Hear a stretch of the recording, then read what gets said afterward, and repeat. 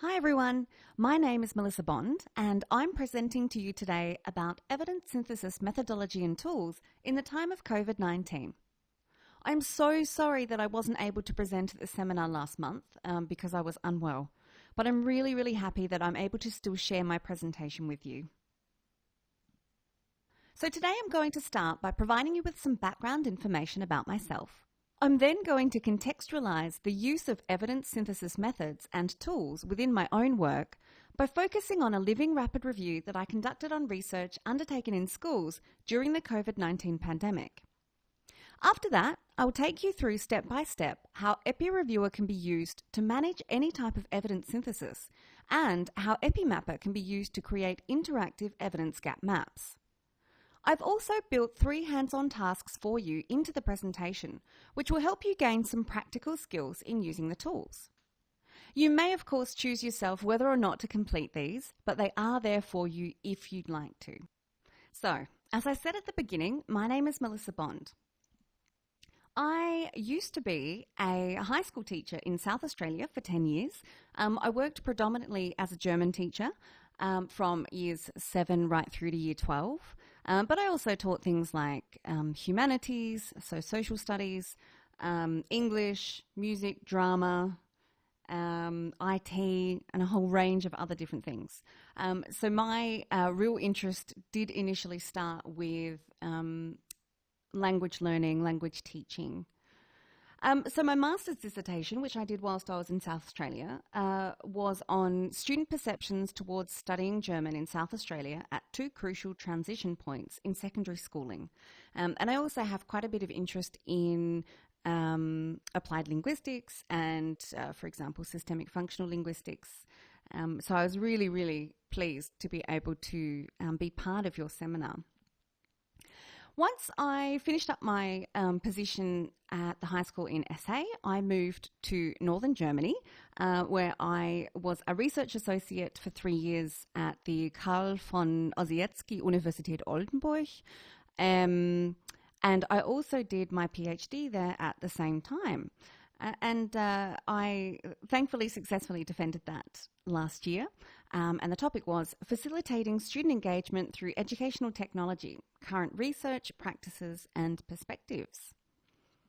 Following on from that, I moved to the UK, so another international move, in February of 2020, so last year, just before lockdown, where I started working at the Epicentre at University College London.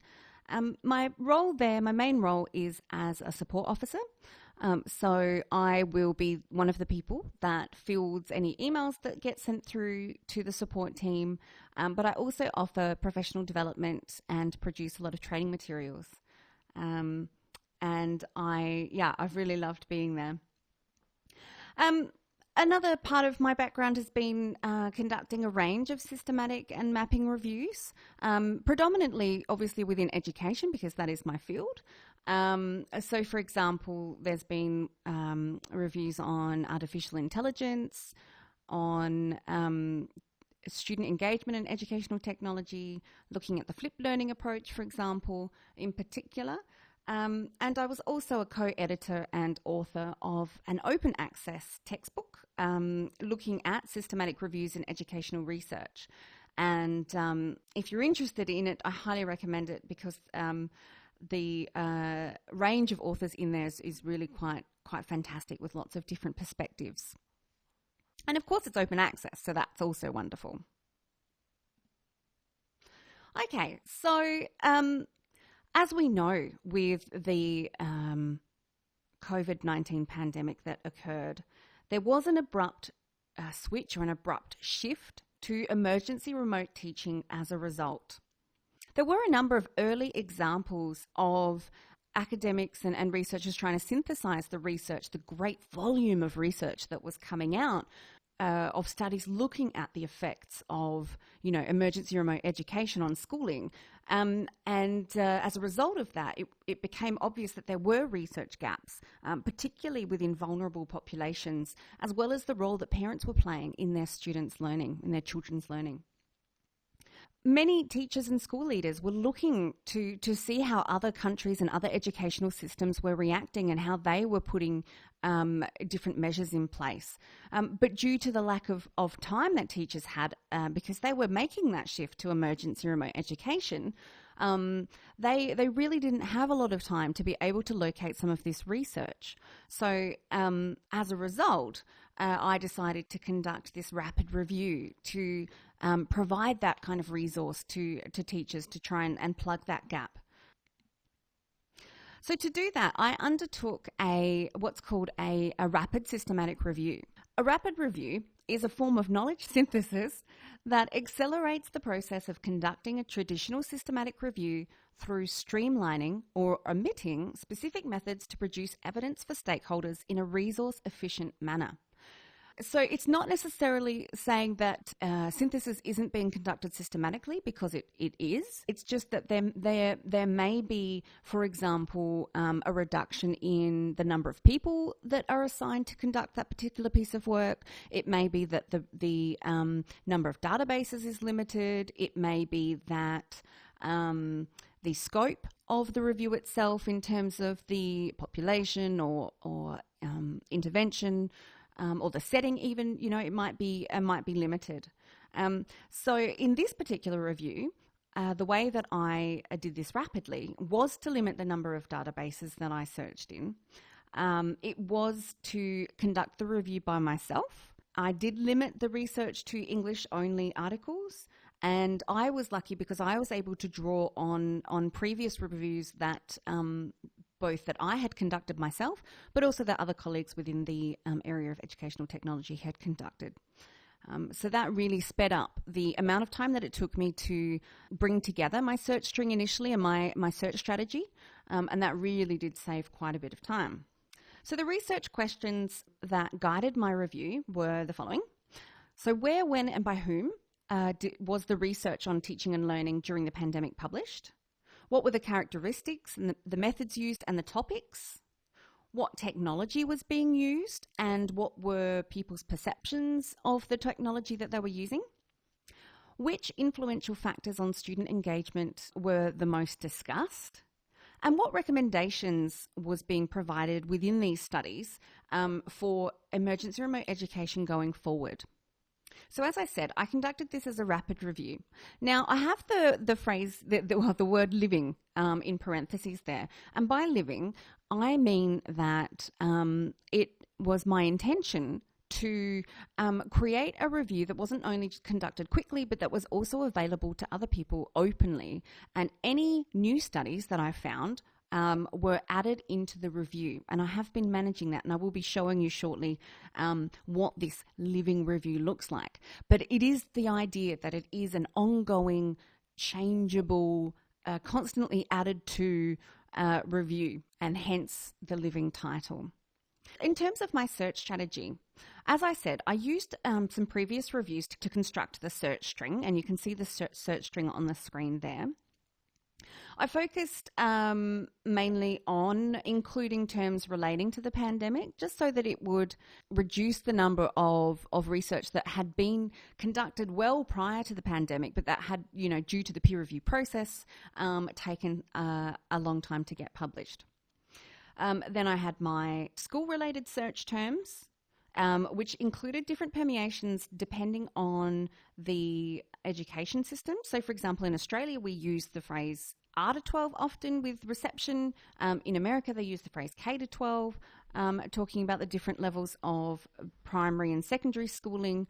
And so I tried to really make sure that those phrases were represented. And then because there were quite a number of studies that came up from, understandably because of the pandemic, a number of studies that came up with a health or a medical background, I decided to add in these not terms as well to try and reduce the number of irrelevant studies that were coming up. Now, I did say that I reduced the number of databases that I searched in, but I actually ended up searching in quite a few. So there was the Web of Science, EBSCOhost, Scopus, and Microsoft Academic Graph. So those were the four major databases and platforms that I searched. But I did also use the COVID-19 community page on ResearchGate And I also, if I came across any studies on Twitter that fell within my inclusion criteria, I also included them. In order to conduct my screening, I did use EPPI-Reviewer, as I've mentioned already. And my inclusion criteria were that the studies be based within K-12, so from anywhere from kindergarten right up to year 12, that the studies focus on teaching and learning scenarios, so that were specifically talking about things that were happening within lessons or within, learning related activities. It had to be in English, they had to be empirical primary studies, and they needed to be undertaken during the pandemic. So I ended up screening 777 items on title and abstract, and after that I ended up with screening 156 on full text. So in order to manage the screening process, I did use EPPI-Reviewer. So EPPI-Reviewer is evidence synthesis software that was created to support the methodological work conducted at the Epicenter at UCL. It is web-based, so that means that as long as you have an internet connection, you're able to access the software, which is brilliant because then that means you're not having to rely on downloading software to a particular device. It was developed for all types of review, which means that it has been designed for flexibility. It is able to support a whole range of different constructions of coding tools. EPPI-Reviewer helps you to keep your review process explicit and replicable. You are able to store information, for example, on your search strings that you've conducted, including the database that you used, any descriptions that you want to add in there, and it also captures the dates and things like that of when you conducted the searches and when you imported the data into your review. It also enables you to work on a shareable review with other people, and it can also make updating your review or keeping your review up to date a lot easier to do through the machine learning tools that we have available in EPPI-Reviewer. It also allows you to create interactive evidence gap maps, which I'm going to show you a little bit later. Screening of the studies was made a lot easier because of the auto advance function that EPPI-Reviewer has, which is located over here. If you click on that button, when you make a coding decision here in the coding panel, so say for example I ticked on include on title and abstract, then the software will automatically go to the next item in your review to screen. And I mean, maybe it only saves you a couple of milliseconds per item, but when you add that up over the hundreds of items or maybe even thousands that you need to screen, it really saves a lot of time. EPPI-Reviewer also has a function called show terms, which allows you to identify key terms or relevant terms that you would be looking for within the titles and abstracts, and which you can have highlighted in green, as you can see here in this particular example. So this enables you to really see very, very quickly whether or not an item is relevant for your review. You can also add new codes as you're going. If you decide that you, particularly when you're screening, that you come across something that you forgot to include, or more importantly, perhaps when you're extracting data, you want to add new codes, you can do that in the panel at the top here, or if you need to edit a code at all, you can do that by clicking on the pencil icon. I found screening using my touch device, so using my iPad, really, really handy because you're only making one coding decision in the coding panel, and using the auto advance function, then it would skip on to the next one really, really quickly. In terms of importing items for screening, I did use the Microsoft Academic Graph functions within EPPI-Reviewer. So it is currently still in beta version in EPPI-Reviewer Web, which is the version of EPPI-Reviewer that I'm showing you today, but it is available in EPPI-Reviewer 4 in all of its glory. What I particularly like about it is that it allows citation checking or citation chasing, depends which phrase you want to use, makes it really, really simple to do. And once you've conducted a search within MAG, you can then import the items directly into your review without having to go to another platform or manage, multiple websites. And then what it does is import them as one file into your review, saves all of the information on how you searched for that particular set of studies, and then it's ready for you to go and start screening. So I find that particularly helpful. And it does also allow you to create auto updates based on the items within your review, and that can also be set up, which is how I manage the living aspect of this review. But I'll be mentioning that in a little bit more detail later. So in terms of data extraction, I ended up with 89 different studies from 90 various articles, reports, and so on and so forth. So there were two publications that were from the same study. So that's why there's 89. That's why there's a difference in the number. I did use previous reviews to construct my data extraction tool, and I also designed my data extraction tool based on a bioecological model of student engagement, which I developed, and that made it really quite easy to be able to create the coding structure ready to code the items in my review. In terms of extracting data within EPPI-Reviewer, you can actually upload PDFs directly into an item, and then you can view the PDF from within the item details page, which you can see here on the screen. It allows you to highlight text, so highlight specific phrases or whole quotes, whole paragraphs if you want to, and then to assign the codes within your data extraction coding tool to that quote.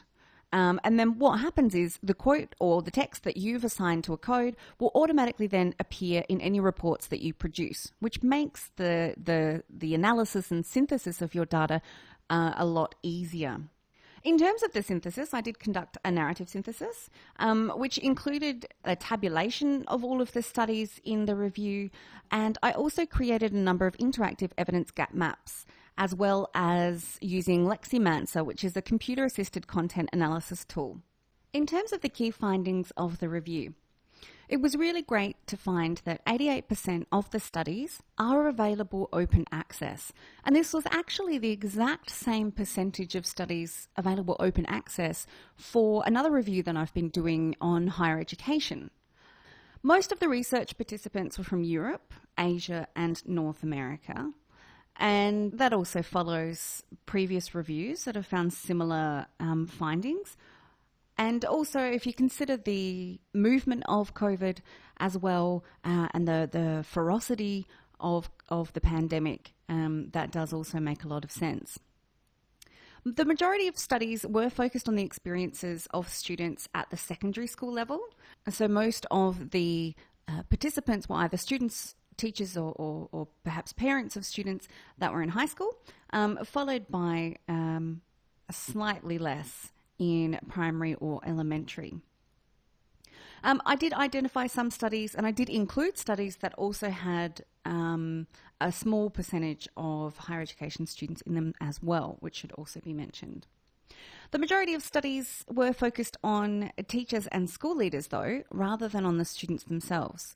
And then in the higher education level, that's actually flipped around, where the students were the most researched participant group, more than educators. Interestingly, I thought 52% of the studies were qualitative, 44% quant, and 4% mixed methods.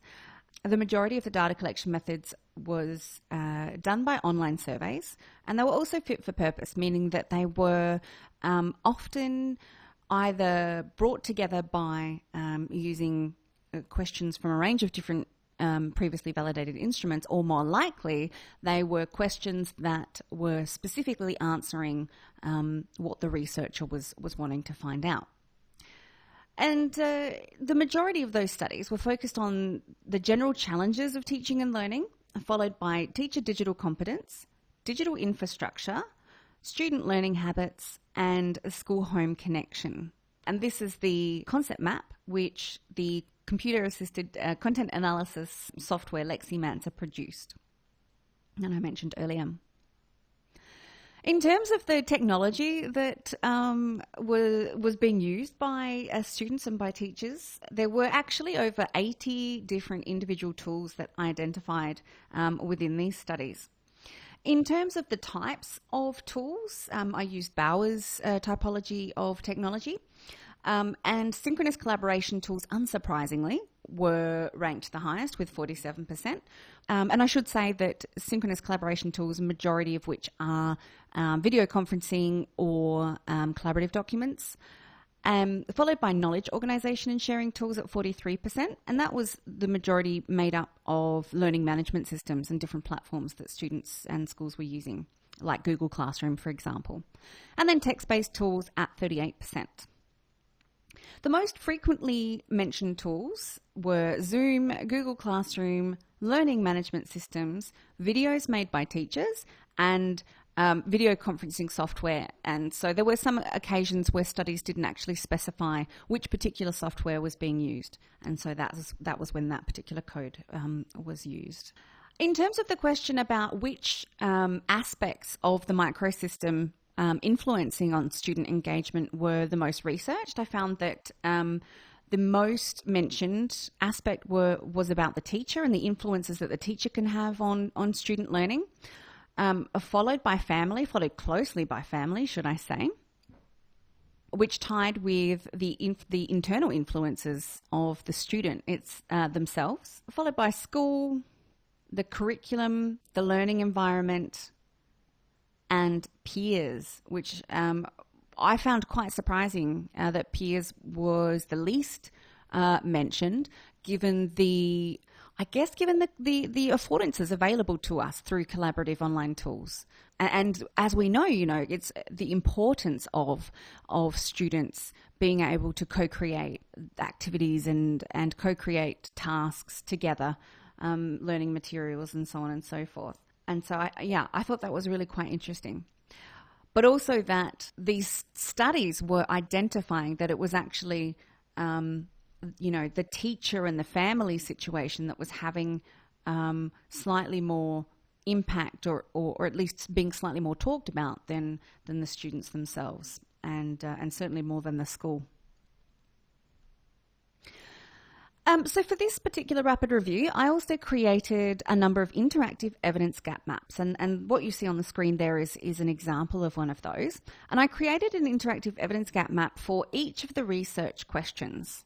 And so what that does is visually highlights not only where the bulk of the research was being conducted, but also really obviously points out where research hasn't been conducted. So for example, in this particular screen here, you can see in terms of the participant continents being represented, there was quite a lot. There were no studies here for Africa or South America in this particular spot here, or in the Middle East, and talking about school-home connection and digital infrastructure.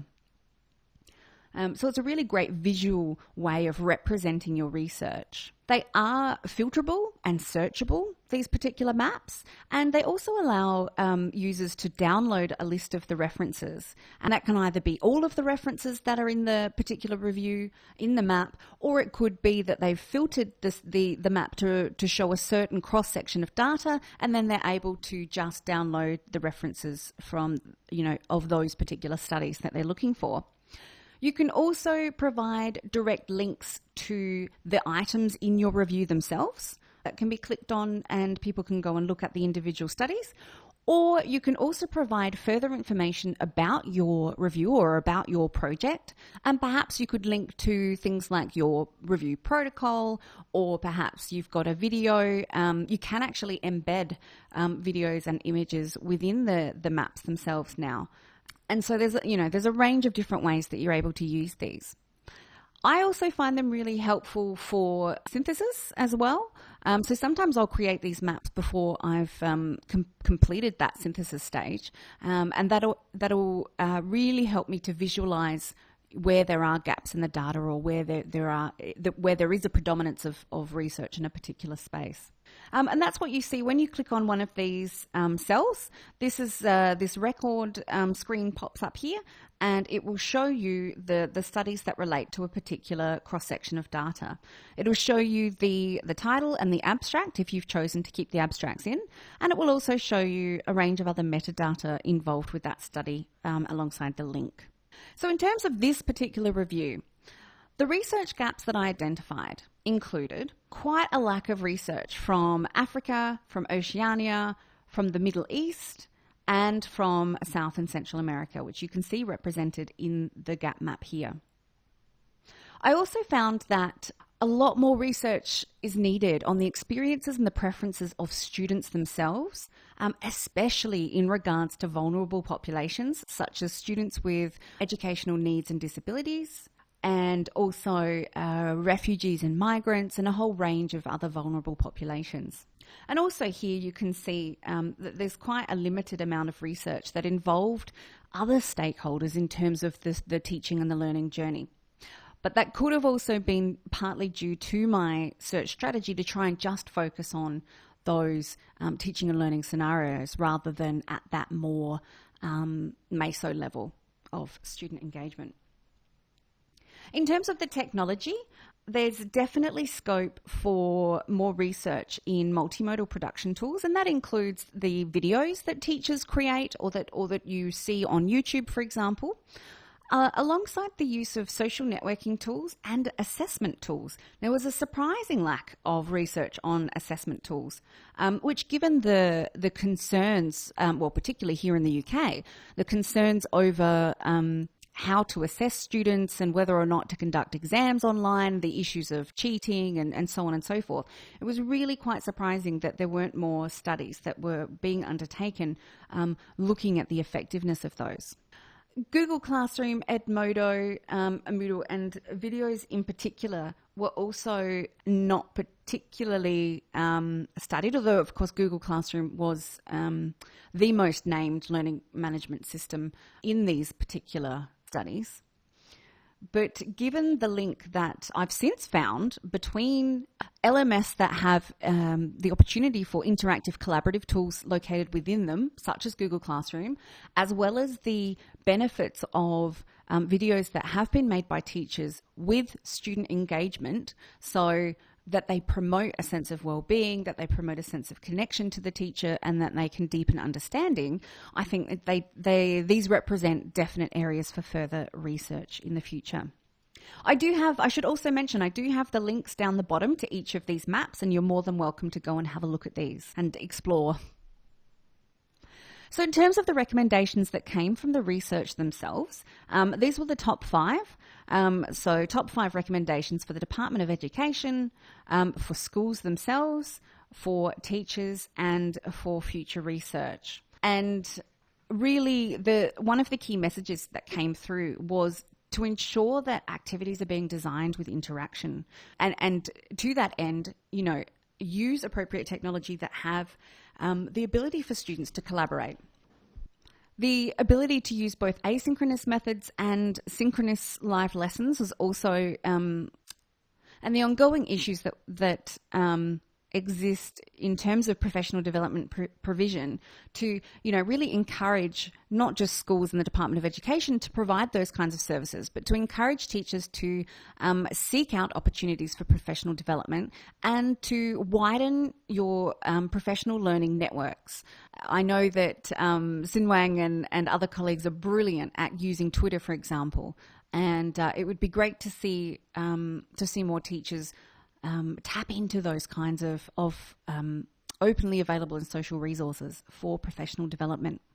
So in terms of managing this review as a living review, I use the new tool EPPI Visualizer, which is a web database tool freely accessible to those who have EPPI-Reviewer accounts and have a review in EPPI-Reviewer. So this is the living review that I've been maintaining since the beginning of the year. So the first iteration was available on the 7th of January, and I have been updating it since then. There are other updates that have occurred that aren't represented in this list here, but anyway. And what we have here is some information about the actual review itself. I have put one of the interactive evidence gap maps as an image here that is hyperlinked, so that will open up for people to be able to explore. And you can also, within this particular web database, you could, if you wanted to, click on all of the records, say for example, that are in the database that have been published in 2021, and that will show you a list of all of those items. Then if you wanted to, you could click on one of them, show the coding, and it will display the coding that has happened for this particular item. Now, for the living review version, I've actually kept the coding really, really simple, just so that it shows the key information. So for example, the participant focus and the school type, whether or not it's available open access, the subject, the continent, and things like that. Because it is a lot of effort to obviously maintain a review with so many different, so many new studies coming out all the time. But at least that information is still enough that people could, if they wanted to, they could, for example, look for a particular subject. So let's say you were a maths teacher. No, let's say you were an English as a second language teacher. You would click on that, and then you could click on list records. And these are the studies that have been identified featuring English as a second or as a foreign language within the reviews in this particular database. You can also get the frequencies. So if I wanted to find out how many items were in different subjects, I could click on the code here, click on the frequencies tab, and then down the bottom, that information will be displayed here. And you can change it so that you've got a bar chart, pie chart, and unfortunately, a lot of them that are in here, I haven't either listed that they are related to a particular subject or that I haven't coded yet. The other fantastic feature of this is that they're all hyperlinked. So if you click on a blue number, you're able to then go straight to that list of records for what you were after. Okay, so now I'm going to talk about EPPI-Reviewer itself. So EPPI-Reviewer Web, which is the version of EPPI-Reviewer that I'm talking about today, is located using this particular URL. It works with all kinds of modern browsers, and my personal favorite is Firefox, but you can also use Safari or Chrome, so on and so forth.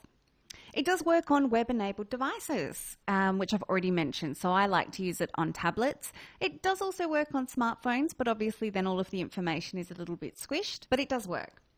It uses the same data as our other version of EPPI-Reviewer, which is EPPI-Reviewer 4. You may wonder whether or not they're compatible. They absolutely are, because it does use the same data. So if you decided to do a little bit of work in the web version and then you switch to the other version, any changes that you made, it wouldn't matter. It'd be live and synced. Doesn't matter which interface you use. The software is based on the same technology as Google Docs and Gmail, and I should just say that whilst it is certainly coming along in terms of its development, we do issue new functionalities roughly every 1 to 2 months. And so you can see here at the moment we're in version 4.12.2.0, and we do like to use this information here on the login page to provide you with information about any updates that we have. So in terms of logging in, after you click this link here, you'll be taken to this login page. You enter your username, your password, click on login. Then you'll be presented with the welcome page here. Now, in order to get access to your review, you would need to click on the blue hyperlinked name, review name, or you can go to a coding-only interface by clicking on the blue button on the right-hand side. You can also create a new review from here by clicking this button. A little helpful tip, if for some reason you are conducting a review within a team, for example, and you find that you log in and the review name is grayed out, it means that you've been given coding only access to that particular review. And so you'll have to click on that coding UI button in order to log in. So this is the home screen that you'll be displayed with once you've logged in. Now, yours will look a little bit different in a new review that you create, simply because I've created all of these coding tools. But this is basically what it looks like. So here at the top, you're given a really quick overview of any items that have been included in your review, or that have been officially excluded, deleted, or any duplicates that you've identified through the Manage Duplicates function. You can also create a new review from your review once you've logged in here as well. So you don't have to log out and then log in again and then click on that Create Review button. You can just do it from here. On the review homepage, you have this panel here with 3 buttons. The My Reviews panel lists all of the reviews that you have access to. And in order to switch to a different review, you simply click on the My Reviews button so that it drops down, and you click on the name of the other review you want to switch to. And again, you can always click on the Coding UI button to just be taken to the coding interface. In the Sources panel, it will list all of the imported references that you've imported into your review, and that includes any PubMed searches perhaps that you've undertaken within EPPI-Reviewer itself, or if you have manually created some items within EPPI-Reviewer, they'll be listed under here. Or if you have used the Microsoft Academic Graph functionality in EPPI-Reviewer, then that will also be listed there as well. You can choose to delete the imported references if you've made a mistake. You can delete them here. Doing it here though, however, will delete them, but you'll be able to restore them if you need to. And we've put that into place just simply to prevent any accidents happening.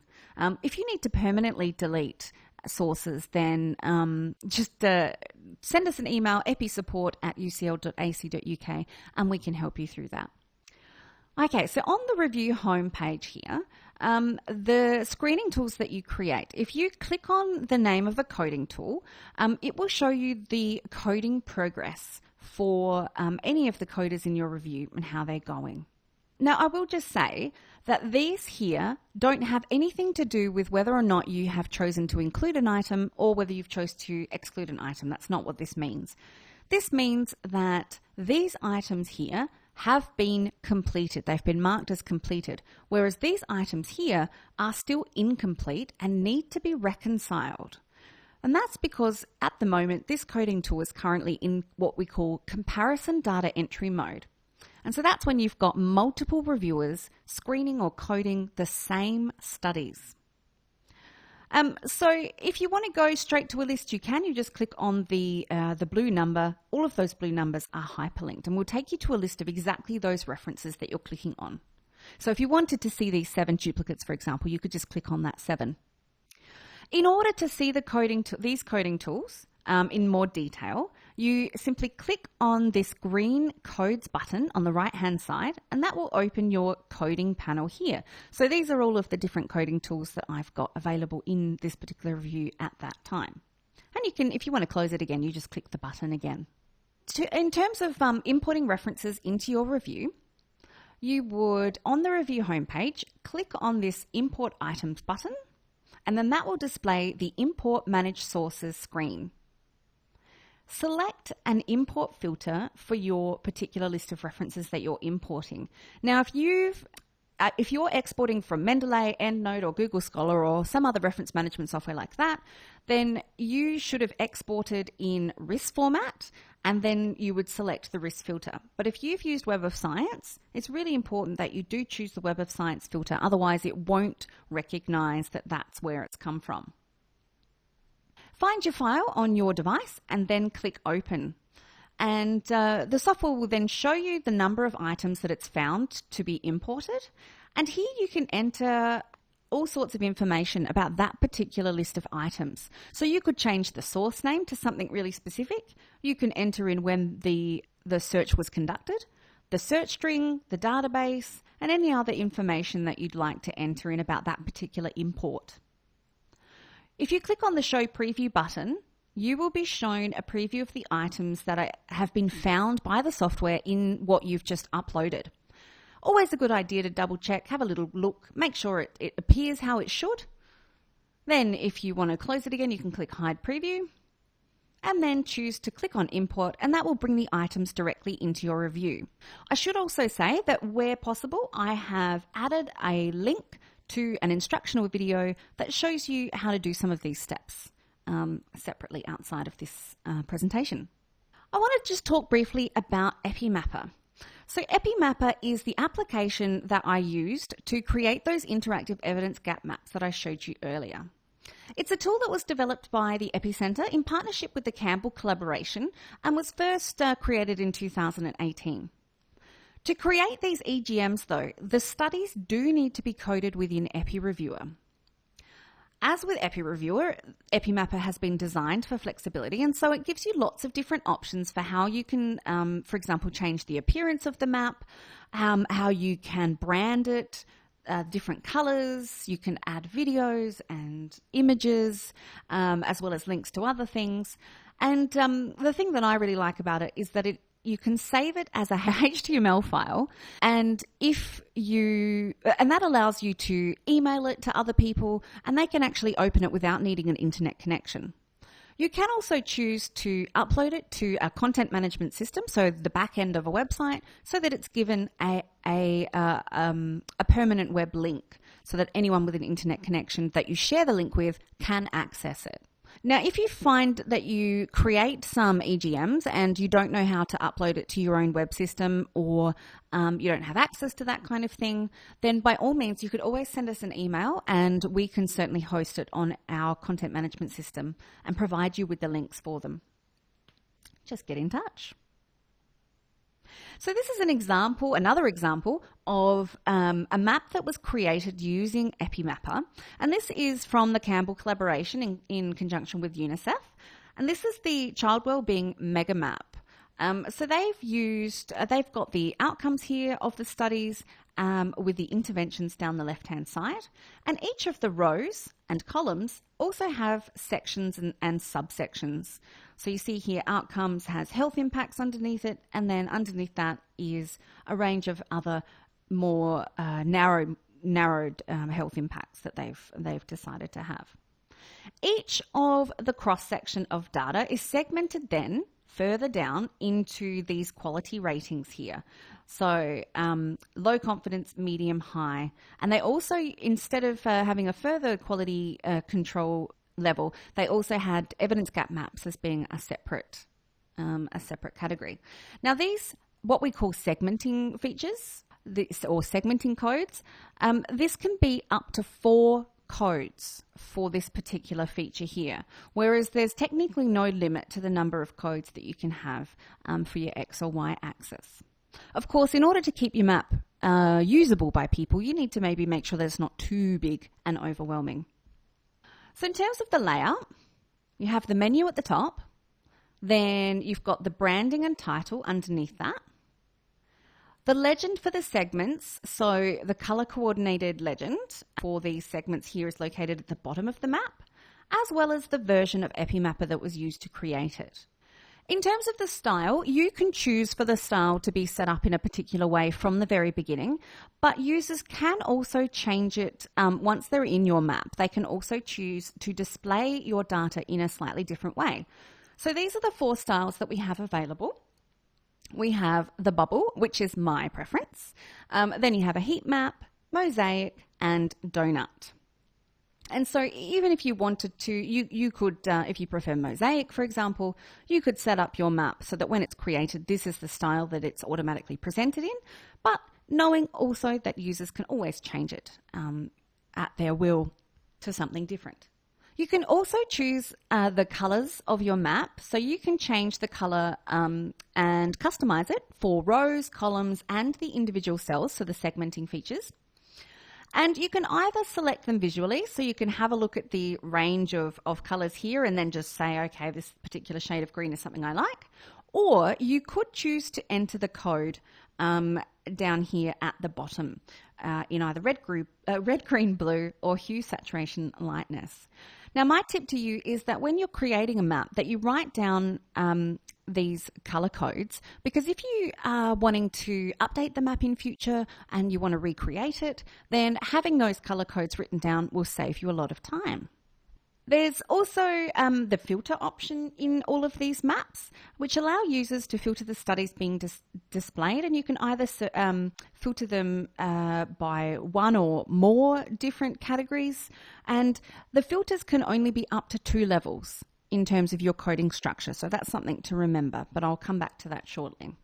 In terms of the display of references, and I did show you this earlier, by clicking on one of the cells, you open this references panel. You can adjust what you see within this panel on the left-hand side, and you can also group the items by the particular segment if you wanted to. Now, you're the one, when you're creating the map, you're the one that chooses exactly what people see here in this section, and you would decide which pieces of metadata you want people to have access to in this references panel. The top menu contains a lot of different options. So you can people can hide their headers so that all of this branding information is hidden and just makes the map a little bit bigger.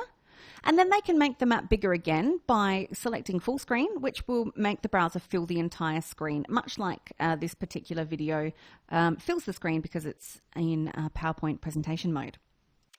The About button is the place where people would be shown information that you've added with further information about your project or your review, perhaps with further links to your protocol or perhaps published articles or other things like that. It is optional, so if you don't include it, it won't be displayed in that top menu. It will just not be there. So too is the Submit a Study button. That's also optional, and this is for if you would like people to consider contacting you with information about studies that might be eligible to be included in the review. That would be where you would put information about how people could do that. Again, it's optional, and if you don't put it in there, it just won't appear. The List Studies button then is basically just the record viewer that will display all of the different items in the review.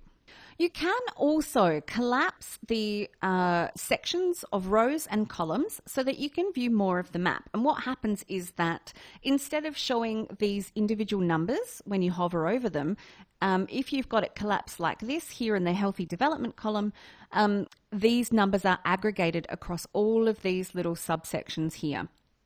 The numbers just reflect all of the items that have been coded in the Healthy Development column. You can also choose to have your map in a collapsed state from the very beginning, from when people open up your map for the first time.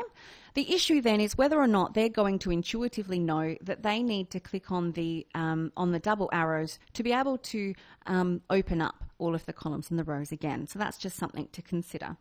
As I mentioned earlier, there is a Download Listed References button, and that enables people to export the references in your review or in your map.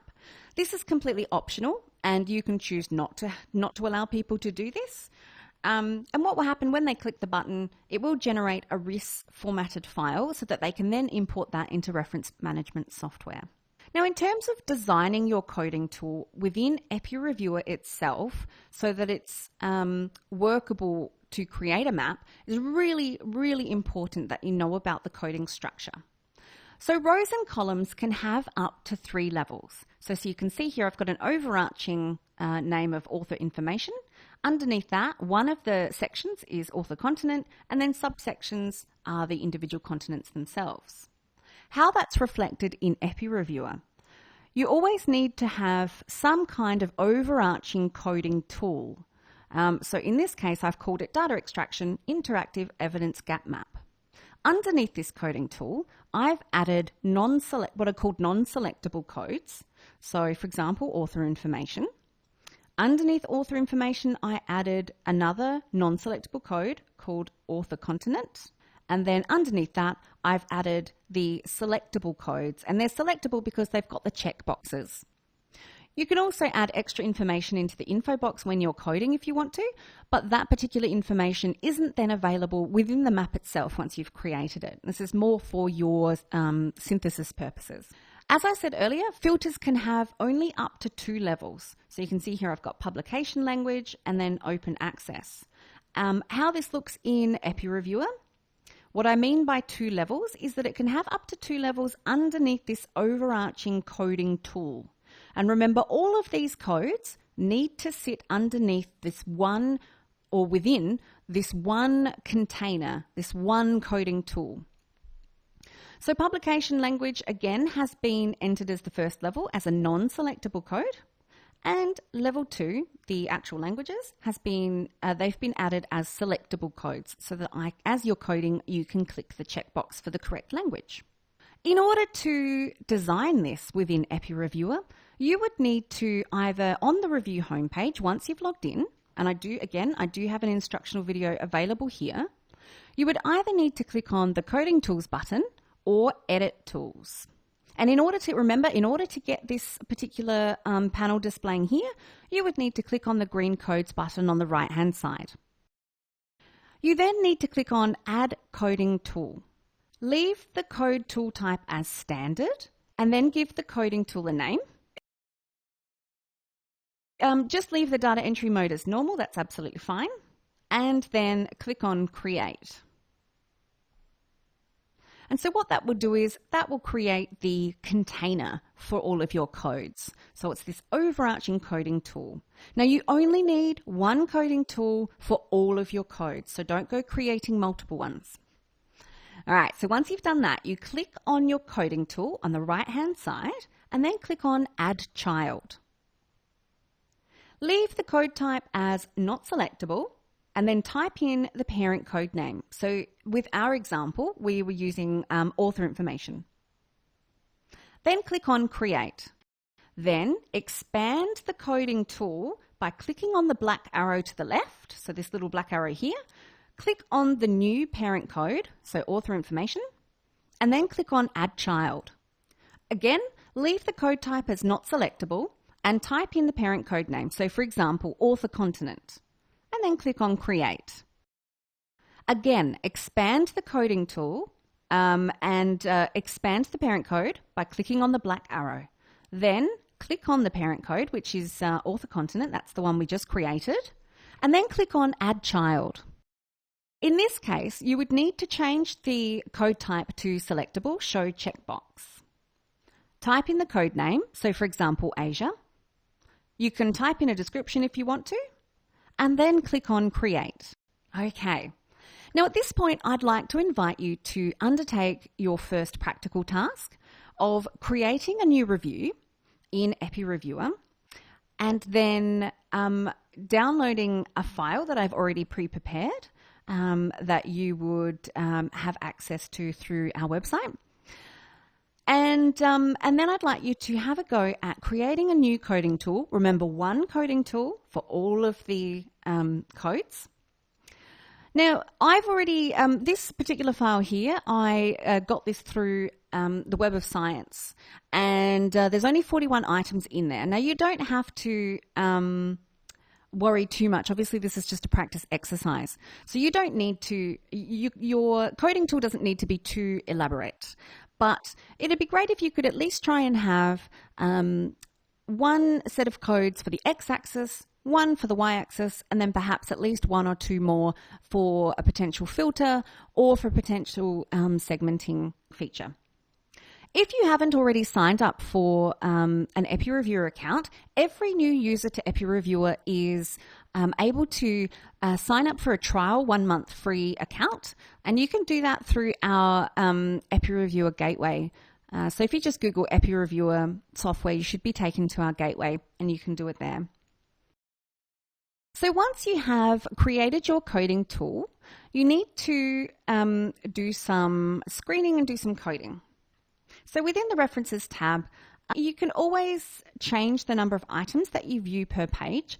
The automatic number will be 100, but if you had more than that, for example, and you wanted to see more items per page, you can do that by clicking on View Options. In order to go to an items record, you just click on Go, the blue Go button on the left-hand side. So this is the item details page.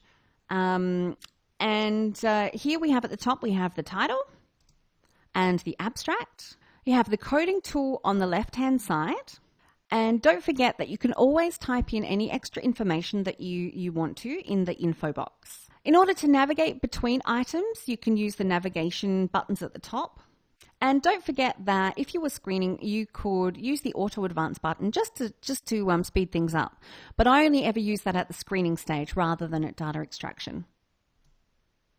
If you wanted to edit an items record within EPPI-Reviewer Web, you must click on the green edit button in order to be able to do that. And don't forget to click on save and close once you've done whatever changes you've made. In terms of locating PDFs, we do have a couple of handy tips for you. Now, one of the things that I really recommend is that if you've got some kind of ability to connect to your institution via a VPN or remote desktop, that will sign into some of these databases and platforms for you automatically, so that you don't have to then worry about typing in your login details. It will automatically recognize that you're a member of that particular institution, and hopefully you've got access to a range of different publications. If you have a URL or a DOI already listed within the metadata of the records in your review, it will be hyperlinked, and you can just click on that blue hyperlinked name, and then that will take you to, it'll open up a new tab, and it will take you to directly to that item where hopefully you can find the PDF and download it. Alternatively, you could use this green Find On button within the item details interface, and you can search for this particular item in either Microsoft Academic, Google, or Google Scholar. Now, I find if I click on Google Scholar that it will list the item, and then on the right hand side it will have, if it's available, a direct link to the PDF. If you set up your browser so that when you click on a PDF link, it directly saves it to your downloads folder, that's going to save you, again, a couple of milliseconds per item, but it does just make life a little bit easier.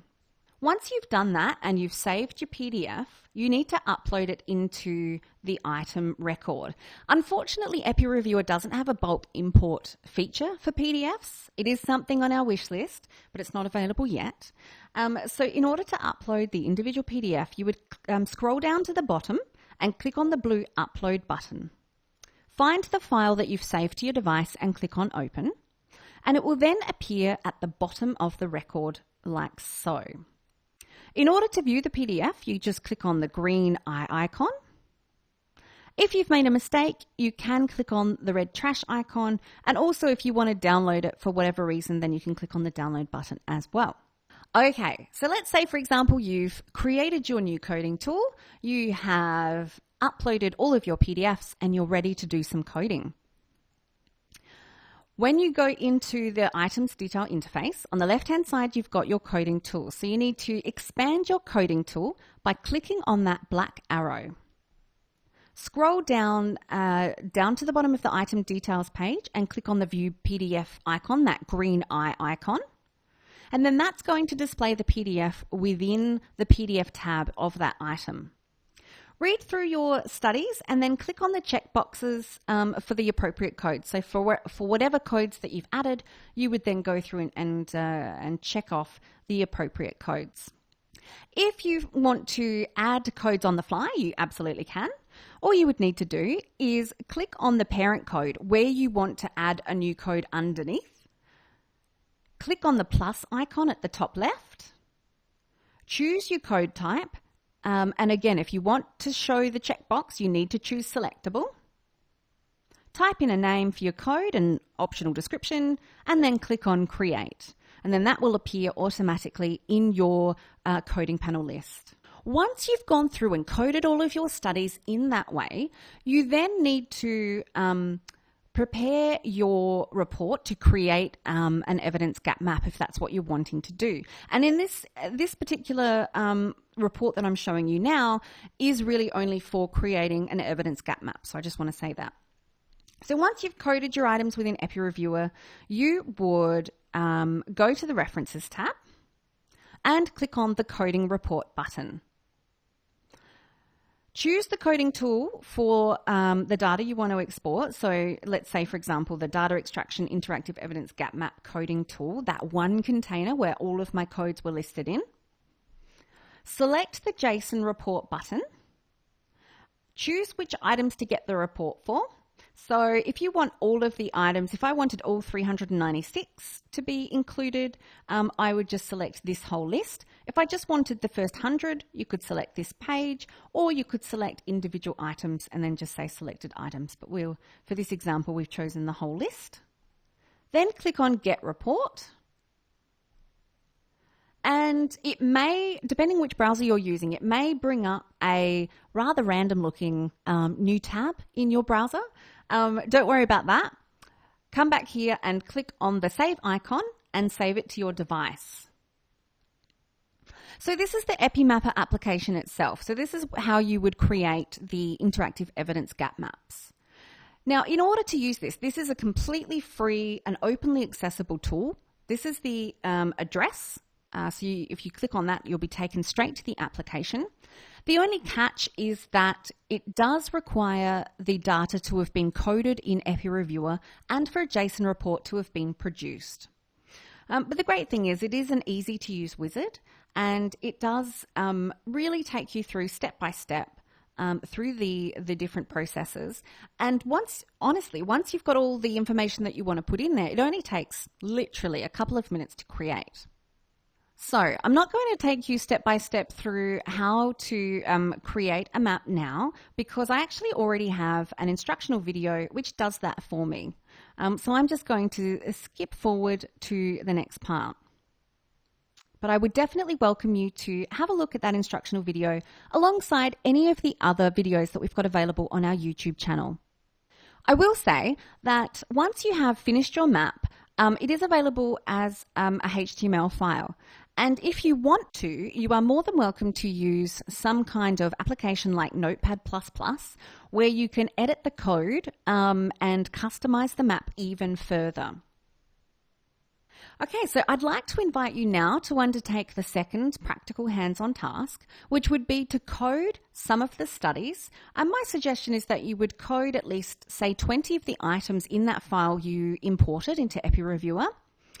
Then generate a JSON file using the coding tool that you created, and then create an interactive evidence gap map using the EPPI-Mapper app. Now, I've already talked about EPI Visualizer previously in the presentation. I do have, this is actually another example here on the page, but you can access it through here. And you can also see some further instructional videos about it on our YouTube channel. But I'd like to talk about how you would go about creating one of these EPI Visualizer web databases. So on the review homepage, here on the right-hand side, you would click on the blue Set Up Visualizations button. Then click on Add New and type in a database name. If you'd like, you can type in a subtitle, but that is completely optional. And you can also choose whether or not it's going to be available open access to anyone with a link, or whether you'd like to assign a username and password to it. And then click on Save. Once you reach this page, click on the green Edit button. Type in a description, and this is the information that will appear in the introduction section. So it's really quite important, the information that you type in here, so that users know exactly what it is that they're looking at. If you want to include studies that have a certain code, for example, you want to limit it to just those that you said you want to include on full text, you could click on the green Add button, and then you would select the code here in the drop-down list. Again, if you changed your mind about whether or not you want to keep it as open access, then this is the space that you could do that. And you could enter in a username and a password, and that's what you could share with perhaps a funder. Maybe you've got a funder who wanted you to create something that only they could access. This would be a perfect option for you. And then, of course, click on Save. If you want to upload images, you just need to click on first Edit and then the blue Edit Images button at the top here. Click on Select Files and choose the first image from your device. You can preview the image, so here you can see the image preview. It'll give you the statistics, the information about the height and the width, and then click on the blue Upload button. Now, if you've gone and added an image that is too big, you will get a warning message and it won't let you proceed any further. If you want to add another image, simply click on Edit Images again and repeat the steps as above, but for image 2. So you just need to click on that image 2 toggle and then go through and select files.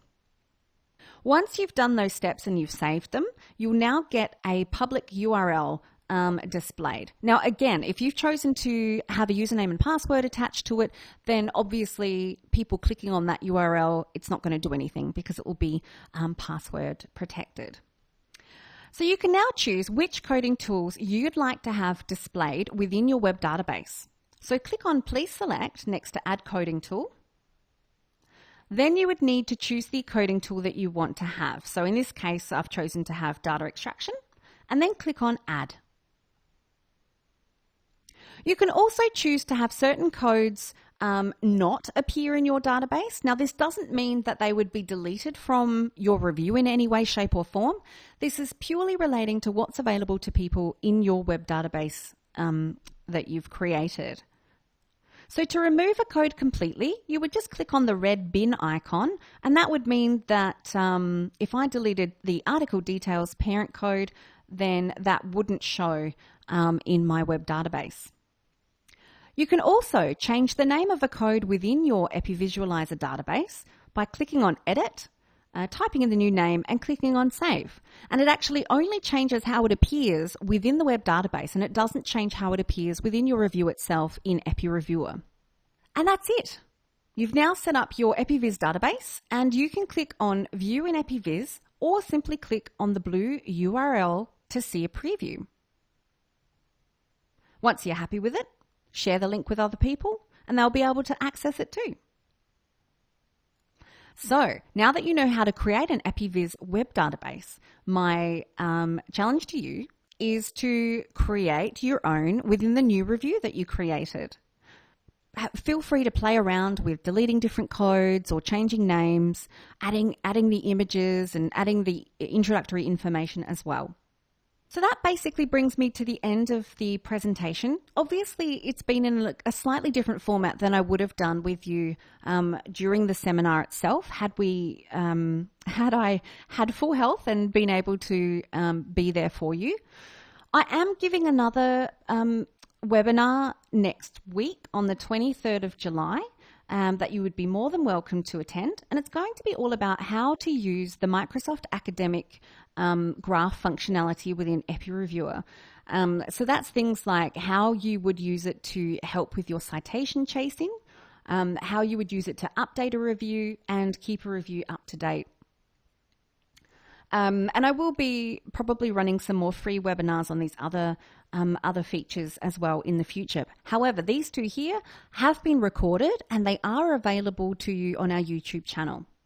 If you'd like any further information, so a link to the article, here is the EPI-Reviewer homepage in order to sign up for that free 1-month trial of EPI-Reviewer. There is one of the webinars that I recorded on using EPI-Reviewer Web and also on creating interactive evidence gap maps, as well as a few other links to instructional videos that are available there. And as always, love to hear from people. If you've got any questions, that technically relate to how to use EPI-Reviewer, you've got some issues, please contact us at EPI-Support on this email address. Or if you've got more methodological questions, then feel free to email me personally. Always love to connect with people via Twitter, and I've got a few other links there. And here's our YouTube channel down the bottom. There are the references, and so all I've got left to say is thank you so much for watching the presentation. Again, apologies for not being present on the actual day, but at least through the wonders of modern technology, I was still able to share my research with you in this fashion. Hopefully, I'll be able to connect with you in some way in the future. All right, thanks so much. Bye.